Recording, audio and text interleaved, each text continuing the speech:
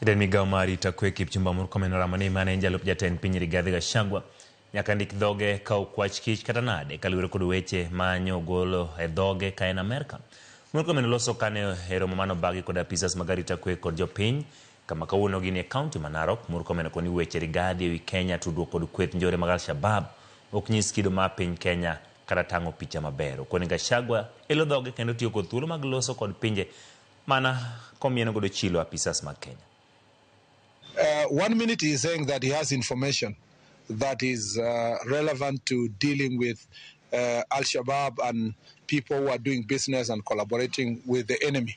In the other minute, when he's told to put that information in a proper record, he starts running away that he's not going to record that information. That means that's just lies and sound bites for social media and for purpose of inciting the public and disparaging the nation.